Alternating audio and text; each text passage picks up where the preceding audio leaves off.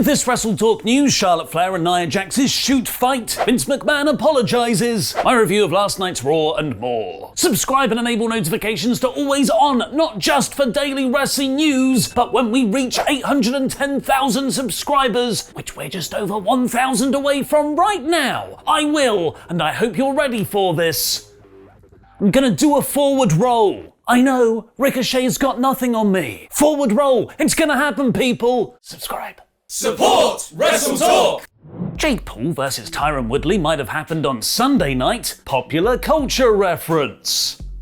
But the real fight actually took place on the simulated combat program of Monday Night Raw. Nia Jax surprisingly beat Charlotte Flair relatively clean on the show, seemingly setting her up as the next women's title challenger. But that isn't the reason the match found itself trending on the Twitter. During the match, Jax, as she is wont to do, dropped Flair on her shoulders and head several times, and at some points looked like she was refusing to sell for Charlotte's offense. Flair then started to seemingly lay in her strikes for realsies, and Jax responded with the same. They mistimed all of their spots and looked confused about what the other one was doing. It was either an incredible work shoot or a case of the match breaking down and both wrestlers legitimately hitting each other. Fans took to Twitter to talk about this apparent fight, leading to Charlotte Flair's name trending as people shared opinions and thoughts on what went down. And it wasn't just us filthy marks either, as Mick Foley tweeted, "Just wondering, WTF was up with that Charlotte versus Nia match?" Of course, this isn't the first time we've seen Nia's in-ring work get a bit too real. She punched Becky Lynch so hard that the Survivor Series 2018 plans had to change. She injured Mandy Rose and took her off Survivor Series last year. She busted Kairi Sane open so badly that WWE had to refilm the finish of their match. And then a couple of weeks later gave her a concussion by throwing her into the turnbuckle. She hurt Bayley so bad she was unable to compete in SummerSlam 2017. Injured Alexa Bliss back in 2018, and took Ember Moon out during a tag match that led to Moon's husband tweeting that Jax was an unsafe moron. Get back to the Performance Center to learn how to work, Keith Lee.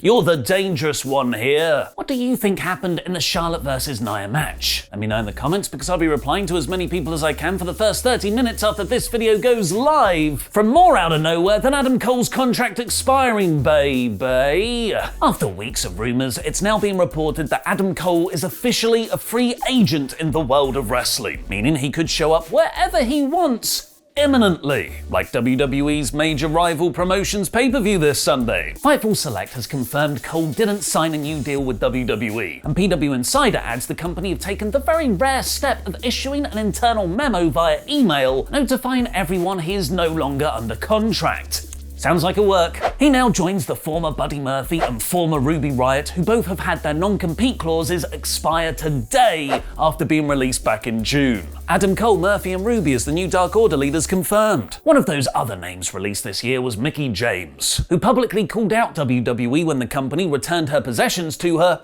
in a trash bag. Former WWE stars Gail Kim, Maria Kanellis and Jillian Hall also posted they'd been treated the same way when they left. Speaking with Inside the Ropes, James revealed Vince McMahon called her after the trash bag incident to apologize, which she said was sincere. Sounds like a work to me. Now it's time for my review of last night's Raw. There's no watch on my wrist in about 5 minutes. Damian Priest opened the show with a pretty naturalistic promo, even improvising at one point to thank the fans, saying he wants to pay tribute to the great US champions of the past like Jeff Hardy and John Cena. When will General Erection get the recognition he deserves? And he's bringing back the Open Challenge. So of course Sheamus showed up, which meant Drew McIntyre also followed, and then Bobby Lashley. WWE and US title pictures right now are just the Spider-Man pointing meme. They've done such a bad job building up top stars, everyone has to hover around the mid-card belt to be relevant. Like most things on Raw, the repetitiveness was saved by RK Bro, where Riddle issued an open challenge to MVP and Lashley for their tag team titles, which Orton hilariously pointed out to him under his breath, "You know that's no longer an open challenge then." Showing they are terrible general managers, Sonya Deville and Adam Pearce then came out and booked the US triple threat and the tag title match, effectively making up the show they're in charge of while on air. It's hard to complain too much though, as those are big time matches that really delivered, with all the major men's titles involved in the same interconnected storyline. No mention was made though of the Sheamus vs Bobby match announced last week for this episode. Card subject to change, LOL. I didn't even get a Becky Lynch return to to make up for it. Nia Jax managed to come out on top of a match she wasn't even in next. She took out Almost a Superhero Nikki Almost a Superhero on the outside, which let Rhea Ripley roll up Shayna Baszler in the ring. So Jax took out Rhea in the post-match too. Shayna didn't seem to care she just lost the match because of her partner. Who does WWE care more about? The Viking Raiders or Jinder Mahal and Veer? Turns out the Viking Raiders, who beat Jinder and Veer strong. I actually did not see that coming. The Raiders look great here and are presumably being groomed for a tag title feud, because there's nobody else in that division. Then came the high point of the night outside Charlotte and Nia Jax attempting to bring back Brawl for All. The triple threat between Priest, Sheamus and McIntyre. This got plenty of time and all three men played their roles superbly, which is to say, they're all King Kong and or Godzilla. It was a great back and forth hoss fight, which got one of the first "This is awesome" chants from fans not pre-recorded on a soundboard since they returned to Raw. The best part though was how simple this was. There was no interference, no shenanigans, no contrived finish that tries to protect all involved but ultimately makes everyone look bad. Sheamus got hit by a Claymore and then Priest pinned McIntyre with the Reckoning clean. Drew even shook his hand afterwards. This was a huge endorsement of Priest, made far more satisfying by actually having a clean finish. The same couldn't be said for Eva Marie versus Doudrop. Doudrop, Doudrop, Doudrop. Doudrop attacked Eva Marie before the bell and did a pretend pin, but the referee called off the match because Eva could no longer compete. This was the complete opposite of the triple threat and did nothing for anyone. We got a clip of Goldberg saying he needs knee surgery after the SummerSlam match, so he's not coming for Lashley's title, he's coming for Lashley's soul.